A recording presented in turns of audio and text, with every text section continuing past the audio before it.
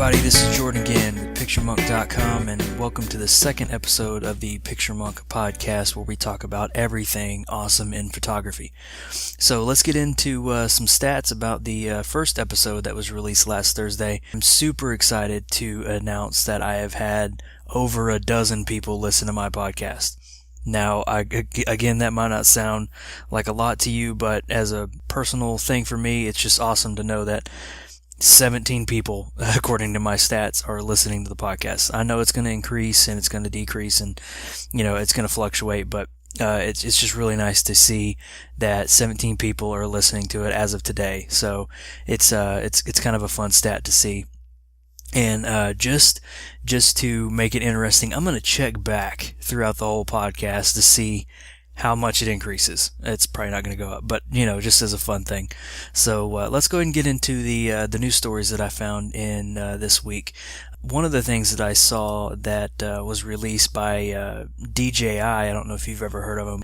DJI is kind of popular for their Phantom series of drones. They released a drone a long time ago, their first flagship drone, that was called the DJI Phantom.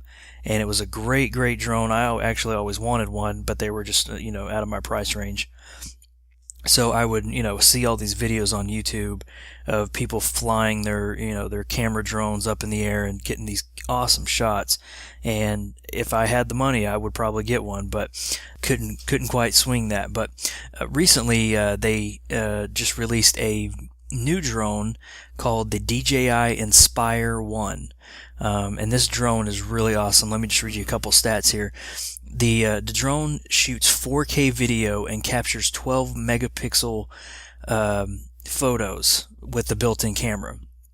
You don't even need a GoPro or anything to hook up to it. It has a 9-element lens, so it's very, very clear. You're going to get a lot of clear photos.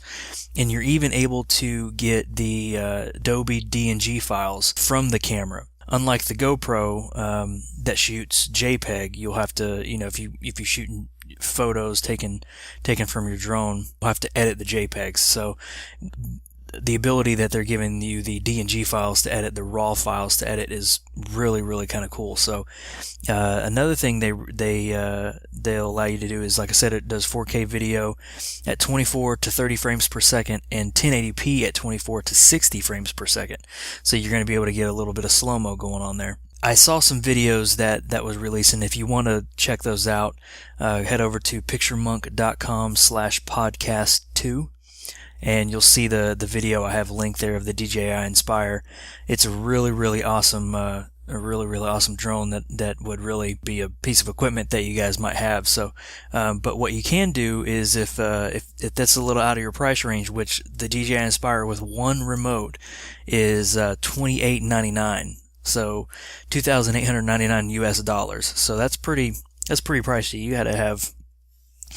have to have a major hobby in drones to do that. But the original DJI Phantom with the built-in camera is only $1,300 US. So it's a lot less expensive. But if you do have a GoPro, I would recommend actually just getting the DJI Phantom. The DJI Phantom 2 Vision Plus, which is the one that's $1,300, has the built-in camera. It's a little more stable. It's got a gyro on it that allows you to get more stable video. But if you want to, if you're in the market for a drone, which I still would love one, I would recommend getting the original DJI Phantom or the DJI Phantom 2. It would really save you on cost, and it would also allow you to attach any other camera that you might have. As I have a GoPro, so if I had a drone, I would probably attach my GoPro and do video that way.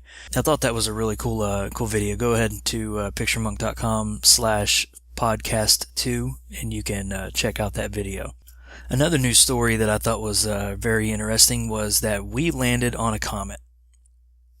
Not technically the U.S. landed on a comet, but a German probe that was set out on a journey in 2004 finally made its way to a comet that it was planning on landing on and surveying. Finally landed on 10 years as of this past Wednesday.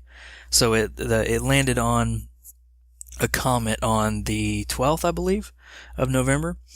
It landed on there, and you might be thinking, why is this photography news? Why would I be caring about this? Well, it took some photos and it sent it back to the mission control, and the photos, they're black and white, but they look awesome because it's hard to believe that those were taken on a comet. It landed on a comet, which I just think is crazy, but I just thought that was a really, really neat story to bring up. If you want to check on those photos, I have a link to those on PictureMonk.com as well. Alright, let's get into some questions here. I put out a tweet on my Twitter that I was asking my followers if they had any questions, and I had a couple questions people were asking, and one of them was, what is an HDR photo? So HDR stands for high dynamic range. That's pretty much out there on any Google search that you type in for HDR. Basically, an HDR photo is a photo that is a neutral exposure. So if you do it with bracketing in your camera, which is where your camera will take a photo at what it considers the neutral exposure. It'll take a photo of most commonly a negative exposure and a positive exposure. So it'll do two stops below. So like if you were to take a photo of like let's say a lake, I guess, a lake in a nice sky, the neutral exposure will try to expose for everything in that scene. A negative exposure, a negative 2 stop exposure, it'll photograph more of the sky. It'll get more of the highlights dimmed down, so that way you can get more detail in the shadows area, or I'm sorry, in the highlight area. And then your camera will automatically shoot a +2 exposure, which will try to get more detail in the shadows. When you put those in your editing software of choice, like I use Photomatics, it'll combine those and combine all the highlights, the neutrals, the shadows. It'll combine all those into one photo to try to get the most dynamic range possible. Now you might be wondering why you would want to use this. It's a really cool technique to try out and play around with. Is if you're shooting in a really bright scene, maybe you're shooting a landscape that has no clouds in the sky, so there's not going to be any definition whatsoever in the sky, you might start your bracketing sequence, and you'll get a blue sky neutral exposure, which will pretty much blow out the sky, and then you'll get another exposure that'll blow out, I guess, the main subject. So that way when you combine them, you'll get everything in great detail most of the time. So I have a couple videos on my site if you want to check those out of how I do HDR photography. One of the videos is how I do manual bracketing, where I tell the camera, using the live view on the back of the camera, I tell the camera what I want it to focus on, to meter for, basically. And you can find that at PictureMonk.com/manual bracketing. And then I have another photo of how I edit my HDRs when I do bracketing. So I don't normally just throw it into Photomatics and then, save the TIFF file and boom, there you go. Most of the time I do Photomatics, then bring it into Photoshop. Depending on how I want the photo to look, I'll pop it into Lightroom, but most of the time I just keep it in Photoshop. I don't really touch Lightroom a whole lot, just because I'm more used to Photoshop, but I do like Lightroom for a lot of quick things. Maybe I'll want to check out the presets and see how they look, so I'll pop those in there and play with the presets. If you want to see how I edit, an example of how I edit one of my HDR photos, you can check out PictureMonk.com/editHDR, and that'll take you to a YouTube video that I made about that. And if you want to not shoot HDR and you want to try to get that HDR look, then I would recommend doing a one-shot HDR. And you might be wondering why you would want to do this. Well, let's say you're photographing kid running around and you want to try to get a lot of detail in that photo. Well, if you try to do a 3 bracketed sequence on that kid moving and running around, he's going to be blurry and he's going to be in totally different spots. So that's when you probably want to try to do a one-shot HDR with your RAW file. And I also have a video on that at PictureMonk.com/HDR camera raw, and that'll show you how to get a somewhat HDR look and just using camera raw. It really kind of gives you the same feel that you would a regular HDR. So let's get into the next question here. What settings should I choose for panning? In photography, what panning means is it's where you're following your subject while your camera is moving. So you normally see these in like NASCAR photos or very high-speed biker photos or bicyclist photos. You normally see that where you see the subject, the person, in very, very, very clear, sharp focus, but the background is very blurred out and in motion. And that technique is called panning. So what you really do is you basically set your shutter speed, and it's all about shutter speed for panning. You basically set your shutter speed to mostly the minimum handheld speed that you can, which I usually start at 1/60th of a second. So you pop your camera down to 1/60th of a second. I usually just keep that in TV mode or time value mode or S mode on a Canon, I believe, and just put my shutter speed to 60th and let the camera do the rest of the work. You don't have to mess with all the other settings when you're trying to get a subject in focus. So I'll pop it into 1/60th of a second, and then you focus on the subject as it's moving, and then you continue to move with the subject while you're taking the photo. So let's say the subject is starting on your right. You focus on the subject. When he gets closer to you, you press the shutter button, and you keep moving your camera and following the person. And since you're at 1/60th of a second, you're going to get blur motion in your background. But since you're following and focusing on the subject, you're going to get a very, very sharp subject. And it's all about practice with that, because you're never going to get it spot on every time. When I first was messing with panning, it took me forever to try to get a clear subject, because I would get the very, very motiony background, but my subject would just be mush. It wouldn't be anything. It wouldn't be clear at all. So just practice with that. You can, if you want to practice, you can get a friend to ride on a bicycle in front of you, or have a friend drive a car in front of you, and you just kind of pan with it and just practice that way. That's a good way to practice that.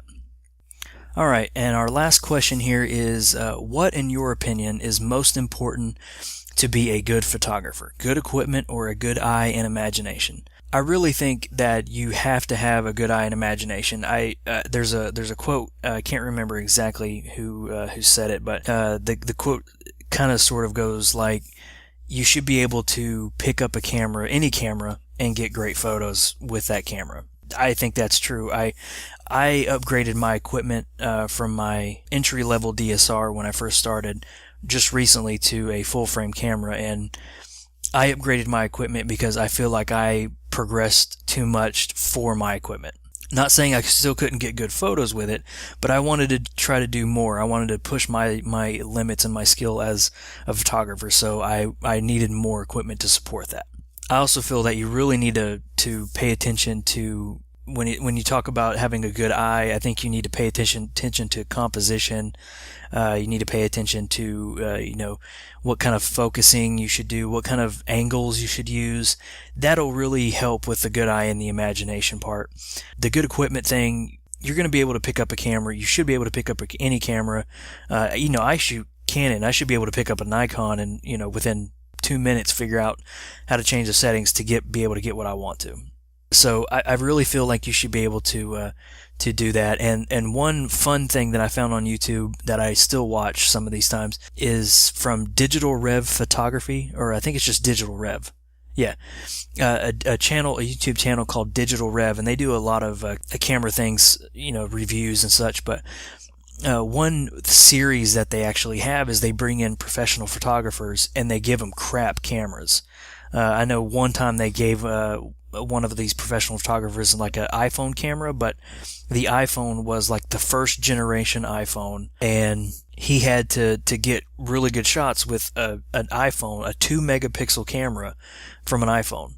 And the shots he got were great. So, it's stuff like that. I like to watch that kind of stuff. It's kind of a behind the scenes thing, and you see how they think when they're walking around to, see what kind of photos they get. I mean, hell, one of them showed a guy with a Lego camera. It was some crap toy camera made out of Legos, and he had to try to get photos with that. And it's just a really cool thing to see. So I'll actually link to that at PictureMonk.com as well. You can check that out at PictureMonk.com/podcast2. That way you can kind of see what I'm talking about here. All right, guys, that's basically the end. Let's check back with our stats to see how many more people have listened. This is going to be great. Oh, whoa! I'm actually surprised. We started the podcast with 17 people listening. Now we have 18 people listening. I'm not lying. I'm actually impressed. I didn't think I would actually have another person listening. But anyway, I appreciate the support, guys, and look for all the links that I talked about at PictureMonk.com/podcast2. This is Jordan Yance, and I will see you guys in the next podcast.